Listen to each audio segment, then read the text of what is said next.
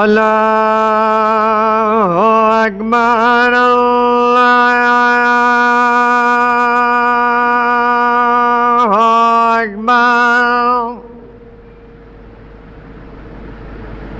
لا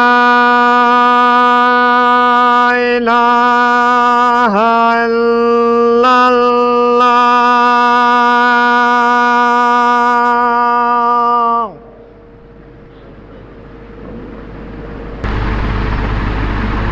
السلام علیکم ورحمۃ اللہ وبرکاتہ۔ الحمد للہ رب العالمین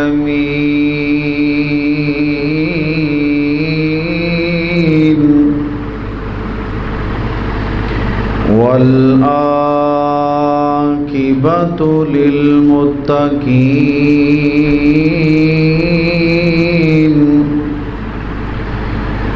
والصلاة والسلام علی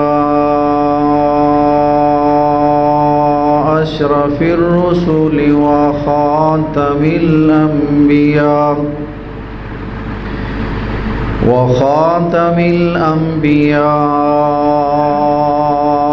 والمرسلين الحمد لله نحمده ونستعينه ونستغفره ونؤمن به ونعوذ بالله من شرور أنفسنا ومن سيئات أعمالنا من يهده الله فلا مضل له ومن يضلل فلا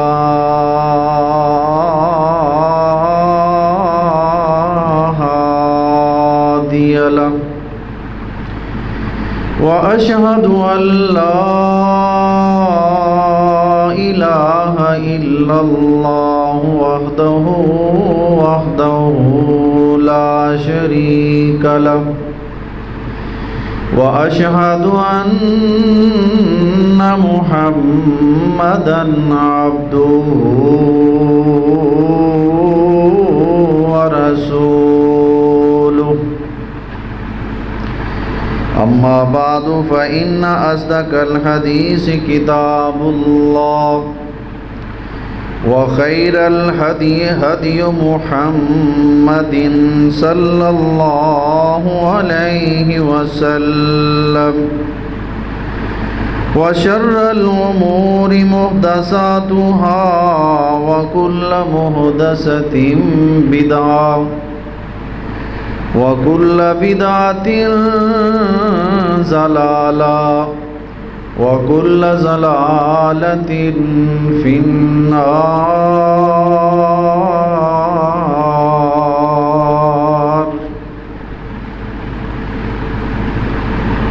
أما بعد فإن أصدق الحديث كتاب الله وخير الهدي هدي محمد صلى الله عليه وسلم وشر الأمور محدثاتها وكل محدثة بدعة وكل بدعة ضلالة وكل ضلالة في النار۔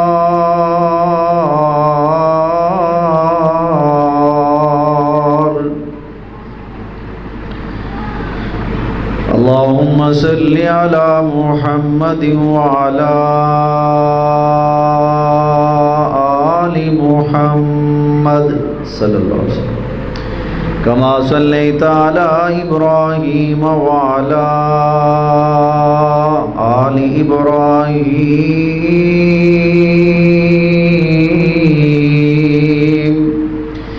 إنك حميد مجيد۔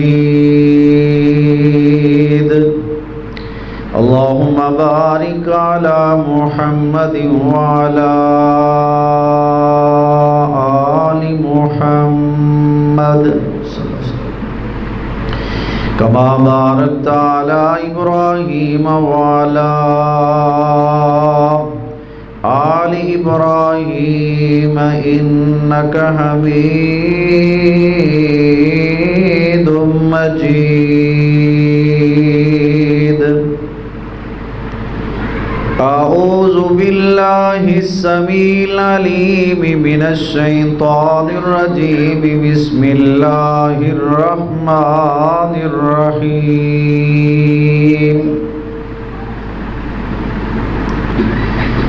لقد كان لكم في رسول الله أسوة حسنة میں نے گلستان میں جا کر ہر ہر گل کو دیکھا میں نے گلستان میں جا کر ہر ہر گل کو دیکھا نہ تیری سی رنگت نہ تیری سی بو ہے نکل جائے جاں میری آقا آپ کے قدموں کے نیچے یہی تمنا یہی آرزو ہے محمد مصطفیٰ کہیے یا احمد مجتبیٰ کہیے صلی اللہ علیہ وسلم محمد مصطفیٰ کہیے یا احمد مجتبیٰ کہیے اللہ کے بعد بس وہ ہیں اللہ کے بعد بس وہ ہیں اور کیا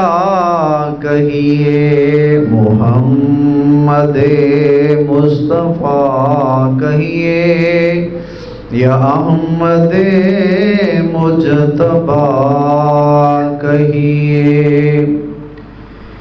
قدم قدم پہ رحمتیں نفس نفس پہ برکتیں قدم قدم پہ رحمتیں نفس نفس پہ برکتیں جہاں جہاں سے وہ شفیع آسیاں گزر گیا قدم قدم پہ رحمتیں نفس نفس پہ برکتیں جہاں جہاں سے وہ شفیع آسیاں گزر گیا جہاں نظر نہیں پڑی وہاں رات ہے آج تک وہی سحر ہوئی جہاں جہاں سے کملی والا گزر گیا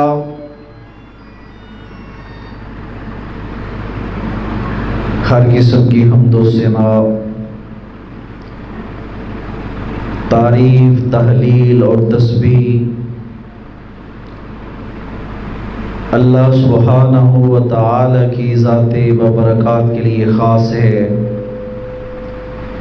جس رب کائنات نے آسمان کو چھت زمین کو فرش حیوانات نباتات کل کائنات کو حضرت انسان کے لیے پیدا فرمایا اور حضرت انسان اور جناب جن کو صرف اور صرف اپنی ہی عبادت کے لیے پیدا فرمایا چنانچہ ارشاد ہوا وما خلقت الجن والانس الا لیعبدون رب کائنات نے ارشاد فرما دیا کہ میں نے حضرت انسان اور جن کو صرف اور صرف اپنی ہی عبادت کے لیے پیدا فرمایا ہے بے شمار انگنت لا تعداد درود السلام امام الاولین والآخرین امام الرسول خطیب الرسول امام کائنات احمد مجتبیٰ میرے اور آپ کے آقا ہادی رہبر و رہنما جناب حضرت محمد الرسول اللہ صلی اللہ علیہ وآلہ وسلم کی ذات ببرکات کے اوپر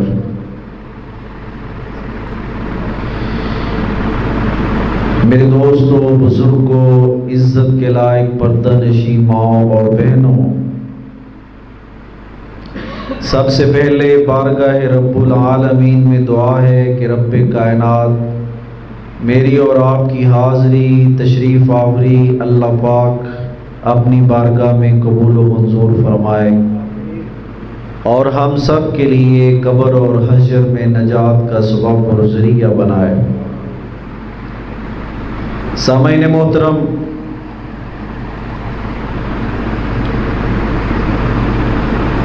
آج پوری دنیا میں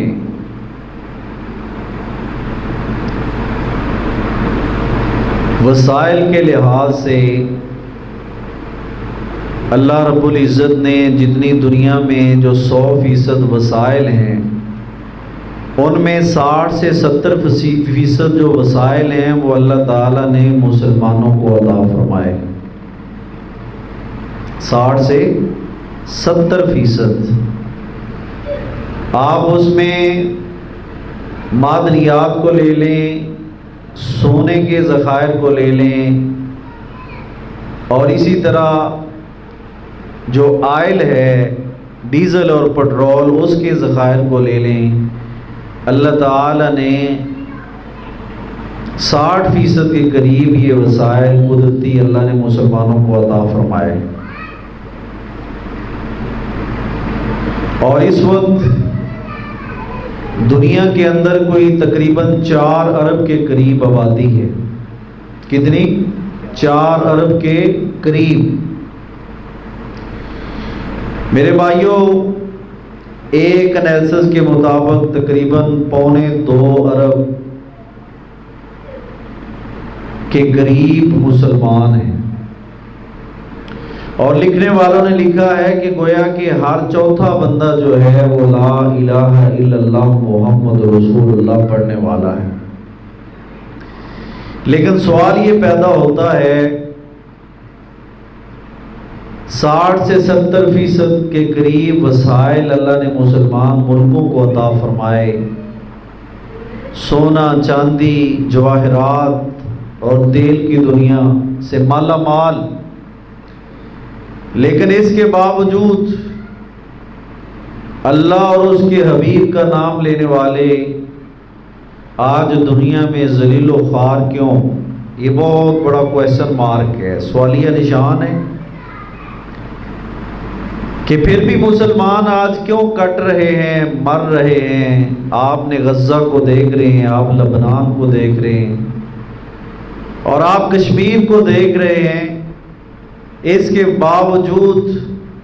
آج دنیا میں سب سے سستا ترین خون اگر کسی کا ہے تو وہ لا الہ الا اللہ محمد رسول اللہ پڑھنے والے کلمہ کو مسلمان کا ہے، جس کو میرے بھائیوں، بزرگوں، ماؤں، بہنوں آج گاجر اور مولی کی طرح کاٹا جا رہا ہے۔ اور اگر میں یوں کہوں کہ یہ دریائے جہلم، یہ دریائے سندھ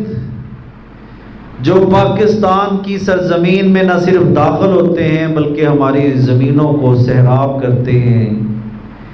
ان دریاؤں کے پانی کے اندر میرے اور آپ کے کشمیری بہن بھائیوں کا خون شامل ہے۔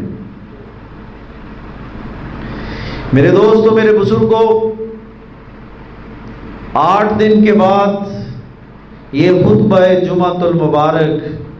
مسلمانوں کی ایک کلاس ہے، ایک پیریڈ ہے، جس کے اندر ہم سب نے یہ جائزہ لینا ہوتا ہے کہ گزشتہ 8 دنوں میں کیا کیا اور آئندہ کا 8 جو دن ہیں ان کا لاحہ عمل کیا ہے۔ لیکن بدقسمتی کی بات یہ ہے کہ ہم اپنی مساجد میں ایسے لوگوں کو پسند کرتے ہیں جو راگ لاپنے والے لوگ ہوں، جو گویے قسم کے لوگ ہوں، اور ہم کہتے ہیں کہ واہ واہ واہ سبحان اللہ، کیا پیاری گفتگو ہے۔ میرے بھائیوں، یہ دین کی صحیح معنوں میں خدمت نہیں ہے۔ دین حنیف کی، دین اسلام کی خدمت یہ ہے کہ جیسے اللہ اور اس کے رسول نے اور حضرات صحابہ کرام، محدثین کرام اور شیوخ اعظام نے اس دین اسلام کو اللہ کے محبوب پیغمبر سے سنا، پھر سینہ بسینہ نسل در نسل یہ سلسلہ جو ہے یہ صحابہ کے پاس پہنچا، صحابہ کے بعد تابعین کے پاس پہنچا، تابعین کے بعد تبع تابعین کے پاس پہنچا، پھر یہ اللہ اور اس کے رسول کا قرآن و سنت کا یہ سلسلہ، یہ قرآن پاک اور احادیث نبویہ کا سلسلہ پھر محدثین تک اور پھر میرے اور آپ تک پہنچا ہے۔ اس کے درمیان میں کتنے ایسے مشاہیر ہیں جنہوں نے اس اسلام کے پودے کو جو آبیاری کی ہے وہ اپنے خون جگر سے کی ہے، ہمیں شاید احساس نہیں ہے ان کی قربانیوں کا۔ تو اس لیے میرے بھائیوں، میرے دوستوں، میرے بزرگوں، آج ہم نے یہ جائزہ لینا ہے کہ دنیا میں اللہ نے مسلمانوں کو سب کچھ عطا فرمایا ہے، 60% کے قریب وسائل اللہ نے مسلمانوں کو عطا کیے ہیں، باقی 40% کے قریب وسائل جو ہیں وہ اللہ نے اپنے دشمنوں کو، باغیوں کو، یہود و نصارہ کو عطا کیے ہیں، لیکن وہ میجورٹی میں نہیں ہے، وہ اکثریت میں نہیں ہے۔ اس کے باوجود آج وہ ہمیں حاکم نظر آتے ہیں، آج کا مسلمان آج ہم محکوم ہوتے ہوئے نظر آتے ہیں، جبکہ نبی مہربان جناب محمد رسول اللہ صلی اللہ علیہ وسلم نے یہ ارشاد فرما دیا تھا، الاسلام یعلی ولا یعلی علیہ۔ یہ حدیث مبارکہ ہے کہ اللہ کے محبوب پیغمبر نے ارشاد فرمایا کہ اسلام دنیا میں غالب ہونے کے لیے آیا ہے، اسلام دنیا میں مغلوب ہونے کے لیے نہیں آیا۔ اب آپ پڑھے لکھے احباب ہیں، زیرک احباب ہیں، دین سے محبت کرنے والے ہیں، آپ ذرا آپ غور کیجئے کہ نبی مہربان صلی اللہ علیہ وسلم نے تو ارشاد فرما دیا کہ اسلام غالب ہونے کے لیے آیا ہے، مغلوب ہونے کے لیے نہیں آیا، لیکن آج ہمیں دنیا میں اسلام غالب ہوتا ہوا نظر نہیں آ رہا، آج معاذ اللہ میں اسلام مغلوب ہوتا ہوا نظر آ رہا ہے۔ اس کی کیا وجہ ہے؟ اس کی ایک وجہ نہیں، اس کی بے شمار وجوہات ہیں میرے دوستوں، میرے بزرگوں۔ اس لیے جاگ کے عقیدت اور محبت سے دل اور دماغ کے دروازوں کو کھول کے صحابہ کے طریقے کو اپناتے ہوئے دونوں آنکھوں سے خطیب کی طرف دیکھیے، اور یہ اللہ نے جو قوت سماعت دو کان دیے ہیں ان کی توجہ سے، دل اور دماغ کی حضوری سے میرے بھائیوں پھر کہیں جا کے خطبہ جمعۃ المبارک کا مقصد پورا ہوتا ہے۔ آج سے 1400 سال قبل حضرات صحابہ کرام رضوان اللہ علیہ مجمعین تشریف فرما ہیں، اللہ کے محبوب پیغمبر جناب محمد رسول اللہ صلی اللہ علیہ وآلہ وسلم نے خطبہ ارشاد فرمایا۔ آپ نے فرمایا، میرے صحابہ، صحیح البخاری اور صحیح مسلم کی حدیث ہے کہ ایک وقت آئے گا جو مسلمان ہیں ان کی حیثیت جو ہے وہ ایک تنکے کی طرح ہوگی۔ کس طرح ہوگی؟ ایک تنکے کی طرح حیثیت ہوگی۔ صحابہ کرام رضوان اللہ علیہ مجمعین سوال کرتے ہیں، پوچھتے ہیں، اے اللہ کے محبوب پیغمبر صلی اللہ علیہ وسلم، کیا ہم اس وقت تعداد میں کم ہوں گے کہ ہماری حیثیت ایک تنکے کی طرح ہوگی؟ جب سیلاب آتا ہے، سیلاب جب ہم پانی بہاتے ہیں تو دیکھتے ہیں کہ جب پانی آتا ہے تو آگے جو ہے نا تنکے وہ ایسے دوڑتے ہیں، تو پانی کے آگے، سیلاب کے آگے تنکوں کی کوئی حیثیت ہے؟ کیا وہ جو تنکے ہیں وہ سیلاب کو، پانی کے بہاؤ کو روک سکتے ہیں؟ نہیں روک سکتے۔ تو اللہ کے محبوب پیغمبر صلی اللہ علیہ وسلم نے ارشاد فرمایا کہ مسلمانوں کی حیثیت اس تنکے کی طرح ہوگی جس کو سیلاب جو بہا کے لے جائے گا۔ میں قربان جاؤں صحابہ پہ رضوان اللہ علیہم اجمعین وہ پوچھتے ہیں، استفسار کرتے ہیں، سوال کرتے ہیں، اے اللہ کے محبوب پیغمبر جب یہ حالات ہوں گے کیا ہم اس وقت تعداد میں کم ہوں گے، اسباب و وسائل کے اندر کم ہوں گے؟ تو سن لیجئے، نبی مہربان صلی اللہ علیہ وسلم نے ارشاد فرمایا میرے صحابہ، نہیں بل انتم کثیر، تم تعداد میں کم نہیں ہوں گے بلکہ مسلمان تعداد کے اندر زیادہ ہوں گے۔ فرمایا مسلمانوں کی تعداد زیادہ ہوگی، لیکن صحابہ پوچھتے ہیں اے اللہ کے محبوب پیغمبر صلی اللہ علیہ وسلم اگر ہم تعداد میں کوانٹٹی میں بھی زیادہ ہوں گے مسلمان، اس کے باوجود مسلمانوں کی حیثیت ایک تنکے کی طرح ہوگی جس کو سیلاب کا پانی بہا کے لے جاتا ہے، وجہ کیا ہے؟ اس کی ریزن کیا ہے؟ تو اللہ کے محبوب پیغمبر صلی اللہ علیہ وسلم نے پھر ارشاد فرمایا میرے صحابہ قیامت کے قریب جو میری امت جب یہ حالات ہوں گے جو آج حالات ہم کشمیر میں دیکھ رہے ہیں، فلسطین میں دیکھ رہے ہیں، غزہ میں دیکھ رہے ہیں، میرے بھائیوں جو آج ہم حالات لبنان کے اندر دیکھ رہے ہیں اور ماضی کے اندر یہ حالات ہم نے لیبیا کے اندر دیکھے، عراق کے اندر دیکھے، ماضی کے اندر یہ حالات ہم نے افغانستان کے اندر دیکھے، اور میرے دوستوں میرے بزرگوں دنیا کے دیگر خطوں میں دیکھے کہ مسلمانوں کو تختہ مشق بنایا گیا، ان کے اوپر کو وہ ظلم و ستم کے جو پہاڑ ہیں وہ توڑے گئے، اور موجودہ حالات میں غزہ کی جو صورتحال ہے وہ ہم سب کے سامنے۔ میرے بھائیوں آج یہ کٹ پتلی حکمران، مسلم حکمران، آپ جانتے ہیں، آپ زیرک لوگ ہیں،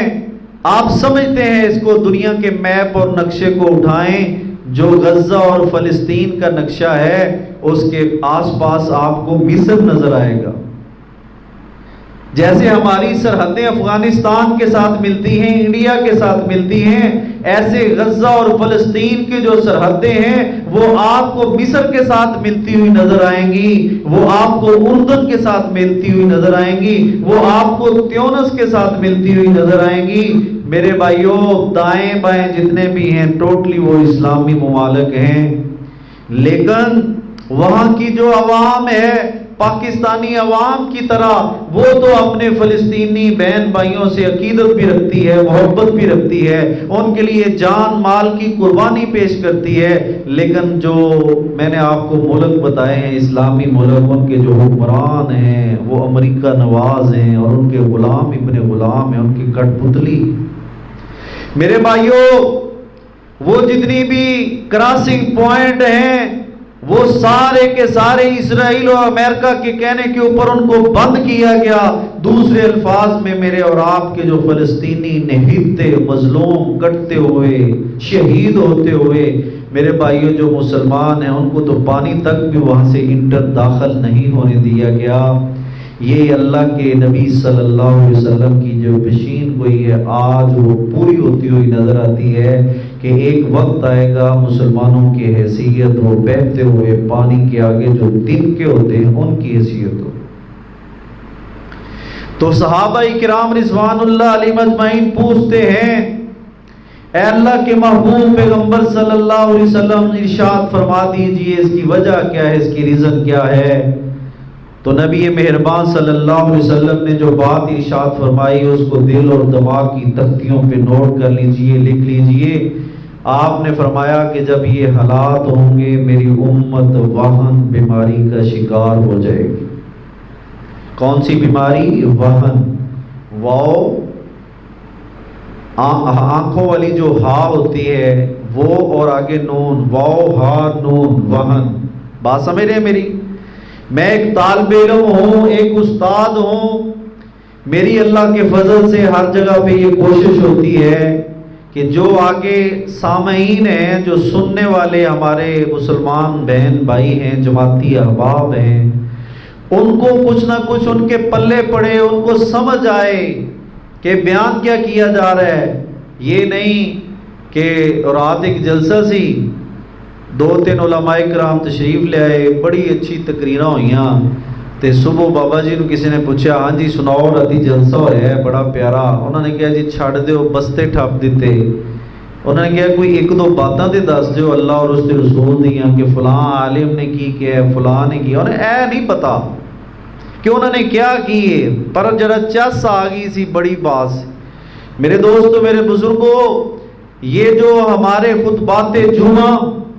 ہمارے دروس قرآن، ہماری دینی محافل جو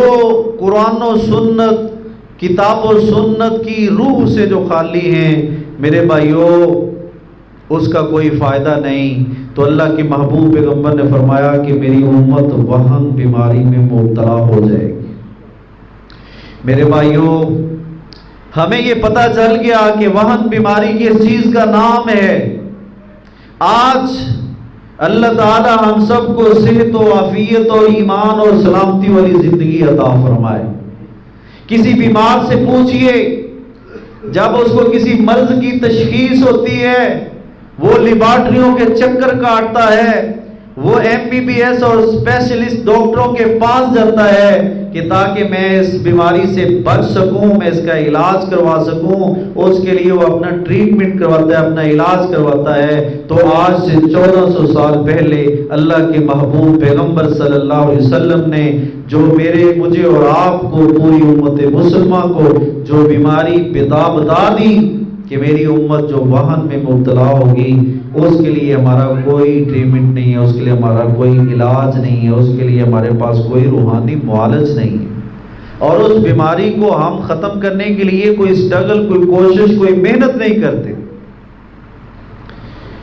اللہ کے نبی صلی اللہ علیہ وسلم نے میرے بھائیوں اس وہن بیماری کی تعریف خود ارشاد فرما دی۔ فرمایا کہ وہن بیماری یہ ہے حب الدنیا و کراہیت الموت۔ جب چھوٹے بڑے نوجوان بزرگ مائیں بہنیں عورتیں امت مسلمہ کی حب الدنیا و کراہیت الموت، فرمایا وہن اس بیماری اس چیز کا نام ہے جب ہر بندہ دنیا سے اتنی محبت کرے گا، یہ محلات، یہ کوٹھیاں، یہ بنگلے، یہ بینک بیلنس، یہ روپیہ پیسہ، کبھی یہ نہیں سوچا کہ یہ حلال کا ہے حرام کا ہے، میرے لیے یہ جائز ہے کہ ناجائز ہے، نہیں، یہ حب الشہوات کے اندر اتنا پڑے کہ مال آنا چاہیے، روپیہ پیسہ آنا چاہیے، جب و جلال ہونا چاہیے، اچھی ول اور سکلز ہونی چاہیے، اچھی انسان کے پاس پاور ہونی چاہیے، معاشرے میں ایک مقام ہونا چاہیے، خاندان میں ناک اونچا ہونا چاہیے، لیکن میرے بھائیوں حلال اور حرام اور جائز اور ناجائز کی کوئی پرواہ نہیں۔ فرمایا کہ جب پوری دنیا میں مسلمان حب الدنیا، ان کی محبت دنیا سے ہوگی، دنیا کے اسباب و وسائل سے ہوگی، وہ اللہ کو بھول جائیں گے، وہ رب کے قرآن کو پس پشت ڈال دیں گے، وہ نبی کے فرمان کو چھوڑ دیں گے، وہ مرنا بھول جائیں گے۔ فرمایا حب الدنیا و کراہیت الموت، کوئی بندہ شہادت لینا مرنا وہ پسند نہیں کرے گا۔ اگر کسی کی 60 سال زندگی ہو گئی ہے معاف کرنا، تو وہ کہے گا کہ نہیں ابھی تو بڑی لمبی زندگی ہے۔ میرے بھائیوں یہ دنیا کے ساتھ محبت اور لمبی عمر اور لمبی پلاننگیں، اور میرے دوستو میرے بزرگوں جہاد سے نفرت، قتال سے نفرت، اس کو ایک دہشت گردی کا لیبل دے دیا جائے گا۔ میرے دوستو میرے بزرگوں آج وہ اللہ کے نبی صلی اللہ علیہ وسلم کی پیشین گوئیاں وہ من و ان پوری ہوتی ہوئی نظر آ رہی ہیں۔ آپ نے فرمایا جب یہ حالات ہوں گے، جب یہ کنڈیشن ہوگی، جب یہ صورتحال ہوگی تو پھر کیا ہے؟ فرمایا انتم غصا کا غصاء السیل، فرمایا کہ پھر بھلا 60 سے 70% کے قریب وسائل مسلمانوں کے پاس ہوں، ایٹم بم مسلمانوں کے پاس ہو، غوری مسلمانوں کے پاس ہو، شہین مسلمانوں کے پاس ہو، میرے دوستو میرے بزرگوں، اور دنیا کے 60 سے 70% جو وسائل ہیں وہ مسلمانوں کے پاس ہوں، لیکن اس کے باوجود مسلمان ذلیل ہوتے ہوئے نظر آئیں گے، محکوم ہوتے ہوئے نظر آئیں گے، دنیا میں ان کی کوئی حیثیت اور ویلیو نہیں ہوگی۔ میرے دوستو میرے بزرگوں بحیثیت مسلمان میرا اور آپ کا ایمان ہے جو اللہ کے نبی صلی اللہ علیہ وسلم کی زبان اقدس سے، آپ کی زبان مبارک سے جو نکلا ہے وہ حق اور سچ ہے۔ اس کے اندر کوئی کسی کو شک اور شبہ ہو سکتا نہیں. اس کے اوپر تو مسلمان شاید ہمیں اتنا یقین نہ ہو جتنا آج گورے کو یقین ہے، جتنا آج غیر مسلم کو یقین ہے. میرے دوستو، میرے بزرگوں، اب آپ ذرا اندازہ لگائیے، میں اگر گفتگو کر رہا ہوں اپنی مرضی سے کر رہا ہوں، آپ بولتے ہیں اپنی مرضی سے بولتے ہیں، چھوٹا بولتا ہے، بڑا بولتا ہے، اپنی مرضی سے بولتے ہیں، جو دل چاہتا ہے وہ بولتے ہیں. لیکن میرے دوستو، میرے بزرگوں، آسمان کی چھت کے نیچے، اس روح زمین کے اوپر صرف ایک ہی ایسی ہستی ہے، وہ جب بھی اپنے لبوں کو جنبش دیتی ہے، وہ رب کائنات کے حکم اور اس کی اجازت سے اپنے لبوں کو جنبش دیتی ہے. وہ ہستی اور شخصیت آمنہ کے لال جناب محمد رسول اللہ صلی اللہ علیہ وآلہ وسلم کی ہے، جس کے بارے میں عرش والے نے ارشاد فرما دیا، وَمَا يَنطِقُ عَنِ الْهَوَىٰ إِنْ هُوَ إِلَّا وَحْيٌ يُوحَىٰ، کہ میرا پیغمبر وہ پیغمبر ہے، وہ جب بھی اپنے لب مبارک کو جنبش دیتا ہے، حرکت میں آتے ہیں. جب بھی سرکار کے جو لب مبارک ہیں وہ حرکت میں آتے ہیں، وہ اللہ کی مرضی اور منشا کے مطابق آتے ہیں، اور جو بھی آپ کی زبان سے نکلتا ہے وہ حق اور سچ نکلتا ہے. میرے بھائیوں، آپ ذرا اندازہ لگائیے، اللہ کے محبوب پیغمبر صلی اللہ علیہ وآلہ وسلم کے صحابہ جو تھے وہ وحی کو، قرآن پاک کو وہ لکھتے تھے، اور اللہ کے نبی صلی اللہ علیہ وسلم کی حیات مبارکہ کے اندر ہی آپ کی احادیث مبارکہ کو بھی لکھا گیا. آج دنیا میں شیطان اور مستشرقین اور یہ لبرل اور یہ سیکولر مافیا، یہ بڑے ظالم ہیں. یہ ٹاک شوز کے اندر بیٹھ کے اللہ اکبر، نبی مہربان صلی اللہ علیہ وسلم کی احادیث کو بھی چیلنج کرنے کی کوشش کرتے ہیں کہ وہ تو بعد میں لکھی گی. نہ میرے بھائیوں، میں آپ کو ایک حدیث کا حوالہ کوٹ کرتا ہوں. اللہ کے نبی صلی اللہ علیہ وسلم نے ایک صحابی کو کہا کہ آپ لکھا کریں. میری طرف توجہ کیجیے، فرمایا لکھا کریں. تو انہوں نے بعض باتیں لکھی اور دل کے اندر خیال آیا کہ اللہ کے نبی صلی اللہ علیہ وسلم کبھی خوش مزاج ہوتے ہیں، کبھی غصے کی حالت میں ہوتے ہیں، آپ کی جو حالتیں کیفیات ہیں وہ چینج ہوتی رہتی ہیں. اس طرح کی بات ذہن میں آئی تو صحابی رسول نے اللہ کے نبی صلی اللہ علیہ وسلم سے یہ بات شیئر کی، اپنی کیفیت شیئر کی. تو نبی مہربان صلی اللہ علیہ وسلم نے ارشاد فرمایا، صحیح حدیث کے الفاظ ہیں، فرمایا اکتب فوالذی نفسی بیدی، فرمایا میرے صحابی، میری زبان سے، زبان محمد رسول اللہ صلی اللہ علیہ وسلم سے جو بھی نکلتا ہے، فرمایا اکتب، اس کو لکھ، کیونکہ میری زبان سے جو بھی نکلتا ہے وہ من جانب اللہ نکلتا ہے، وہ اللہ کی مرضی اور منشا سے نکلتا ہے. یہ اللہ نے آپ صلی اللہ علیہ وسلم کو ایک مقام اور شان اور عزت اور احترام دی ہے. میرے بھائیوں، آج دنیا میں کوئی ایسا بڑے سے بڑا انسان، بے شمار لوگ پیدا ہوئے، لیکن وہ دعویٰ نہیں کر سکتا کہ میری زبان سے جو بھی نکلتا ہے وہ 100% حق اور سچ، وہ لکھنے کے قابل ہے. کوئی ہے دعویٰ کرنے والا؟ میرے بھائیوں، آج پھر سن لیجئے، اللہ نے اپنے آخر الزمان پیغمبر کو شان اور مقام اور عزت اور احترام کی بلندیوں کے اوپر فائز کیا ہے. میرے مصطفیٰ کی عزت اور شان اور بلندی کا مقام یہ ہے کہ اس دنیا کائنات میں صرف واحد ہستی محمد رسول اللہ صلی اللہ علیہ وآلہ وسلم کی ہے، کہ جس کے بارے میں رب کائنات نے ارشاد فرما دیا کہ وَمَا يَنطِقُ عَنِ الْهَوَىٰ إِنْ هُوَ إِلَّا وَحْيٌ يُوحَىٰ. اور آپ نے صحابی کو کہہ دیا، صحابی اکتب، لکھیے، اس زبان سے جو بھی نکلتا ہے وہ اللہ کی مرضی اور منشا سے نکلتا ہے. میرے بھائیوں، میں اپنی گفتگو کو اب وائنڈ اپ کی طرف لے کے جا رہا ہوں. آخری میری باتیں ہوں گی، اس پہ ذرا توجہ کیجیے. دنیا میں ایک بہت بڑا رائٹر ہے جس کا نام مائیکل ہارٹ ہے. کیا نام ہے مصنف کا؟ سارے دوست نوجوان اسٹوڈنٹ یاد کریں مائیکل ہارٹ، اس نے ایک کتاب لکھی جس کتاب کا نام ہے دی 100۔ کتاب کا نام کیا ہے؟ دی 100۔ اس کا مطلب یہ ہے 100 عظیم شخصیات۔ اردو کے اندر اس کا ترجمہ ہے، اردو بازار میں شاید قصور سے بھی مل جائے، وہ اردو کے اندر ترجمہ موجود ہے جس کا ٹاپک ہے، عنوان ہے 100 عظیم شخصیات۔ یہ جتنے اسٹوڈنٹ ہیں 1 کلاس سے لے کے ایم اے تک،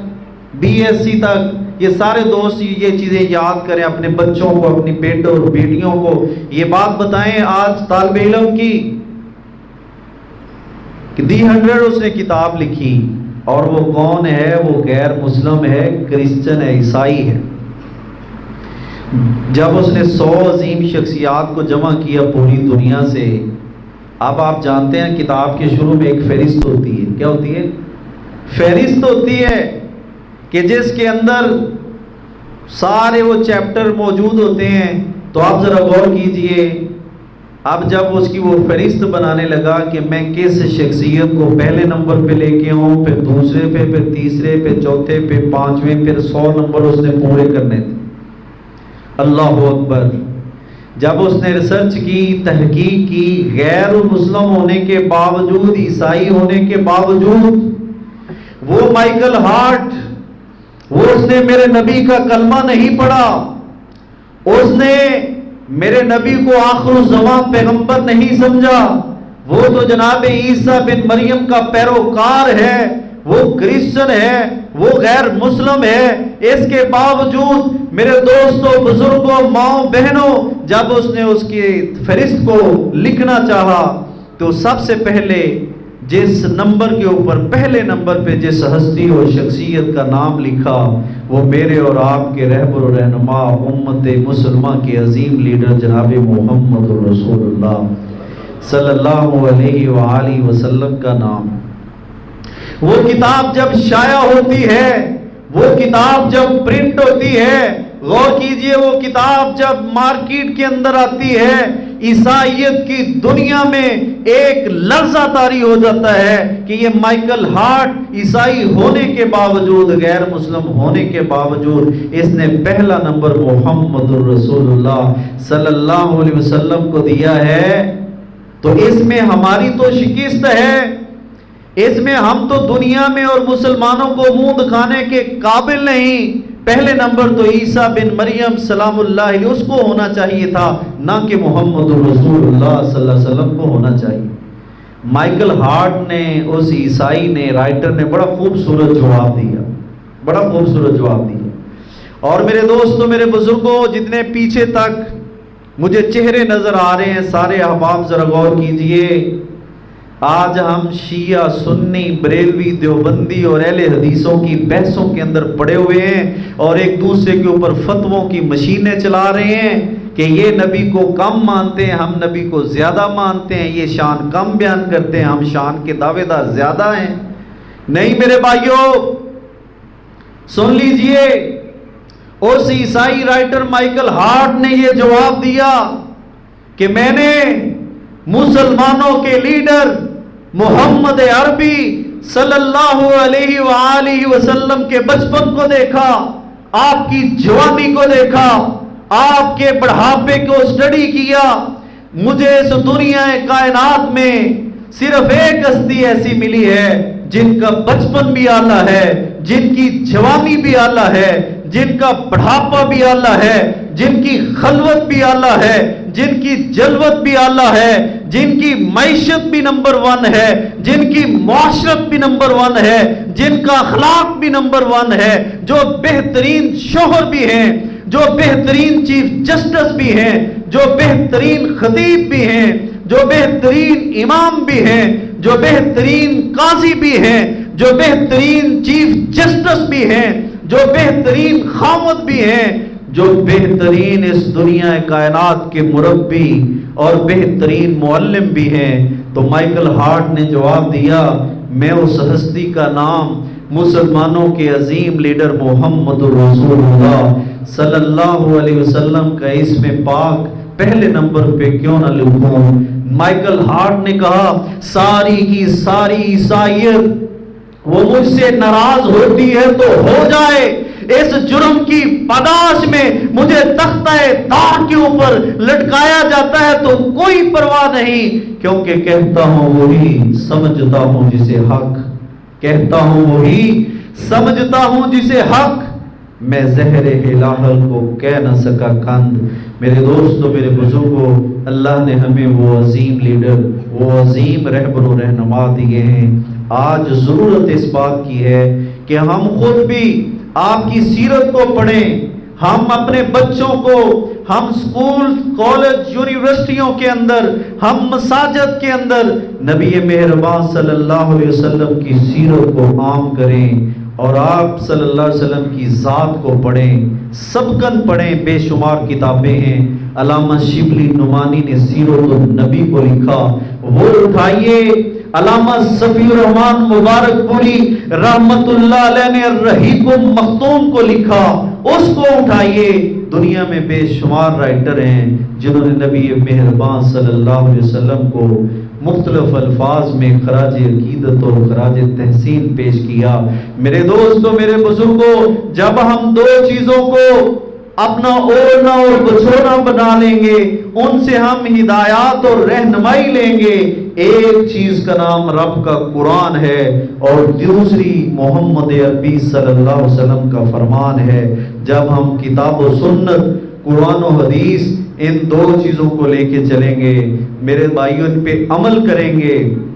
تو انشاءاللہ وہ دن دور نہیں، اللہ مسلمانوں کو پھر عروج، پھر غلبہ، پھر حکمرانی عطا فرمائے گا۔ پھر انشاءاللہ العزیز یہ کشمیر، فلسطین اور غزہ میں ظلم کی یہ ندیاں اور پہاڑ توڑنے والے، پھر انشاءاللہ العزیز ان کو چھپنے کی جگہ نہیں ملے گی۔ اور آخری بات، آپ کو وہ حدیث یاد ہونا چاہیے کہ قیامت کے قریب اللہ کے نبی صلی اللہ علیہ وسلم نے ارشاد فرما دیا، اور وہ پشین گوئی میرے محبوب کی پوری ہو کے رہے گی کہ جب یہ یہودی دیواروں کے پیچھے اور پتھروں کے پیچھے چھپیں گے، اللہ ان پتھروں کو بھی زبان دیں گے۔ جب مسلمان مجاہد ان پہ حملہ آور ہوں گے، وہ پتھر اللہ ان کو قوت گویائی عطا فرمائیں گے اور ان کو وہ زبان عطا کریں گے، وہ بول کے بتائیں گے، اے مسلم، یہ دنیا میں مسلمانوں کی عزتوں سے کھیلنے والے یہودی، یہ دنیا میں بغیرتی پھیلانے والے یہ یہودی، یہ آج میرے پیچھے چھپا ہے، اس کو فوراً قتل کیجئے، اس کو فوراً ختم کیجئے۔ میرے بھائیوں، آخر میں آپ وہ ہٹلر کی ہسٹری کو پڑھیں جس نے اس دنیا کے اندر یہودیت کا وہ خاتمہ اس لیے کیا۔ تاریخ میں یہ لکھا ہے کہ چند یہودی اس نے چھوڑ دیے، کہا میں ان کو اس لیے نہیں قتل کروں گا کہ دنیا ایک دن مجھے سچا ثابت کرے گی کہ واقعی یہ یہودی اتنے نیست و نابود ذلیل و خوار قوم ہے، ان کو تو دنیا میں فنا ہونا چاہیے تھا۔ ان کی کرتوتیں دیکھیں گے، اور آج واقعی ہم ہٹلر کو یاد کرتے ہیں۔ آج ہم پھر یہ دعا کرتے ہیں اللہ کوئی عمر بن خطاب پیدا کر دے، پھر کوئی صلاح الدین ایوبی پیدا کر دے، پھر کوئی محمد بن قاسم پیدا کر دے، پھر کوئی شہاب الدین غوری پیدا کر دے، جو دنیا کے اندر الہ کلمت اللہ کے لیے اور کفر کے ایوانوں کے اندر اسلام کے جھنڈے اور پھلیرے کو لہرا دے۔ میرے بھائیوں، اس میں ہماری بھی ذمہ داریاں ہیں۔ ہم خواب خرگوش کے اندر، اس نیند کے اندر نہ سوئیں، میٹھا میٹھا دین اس کو قبول نہ کریں۔ جو بھی اللہ نے 30 پاروں کے اندر بیان کر دیا ہے، ہمیں اس پہ عمل کرنا ہوگا، اس کے اوپر ہمیں پھر رب سے دعائیں بھی کرنی ہوں گی، ہمیں اس میسج پیغام ربانی کو سمجھنا بھی ہوگا۔ میری دعا ہے کہ اللہ تعالی مجھے اور آپ کو ان چیزوں پہ عمل پیرا ہونے کی توفیق نصیب فرمائے۔ وآخر دعوانا الحمدللہ رب العالمین۔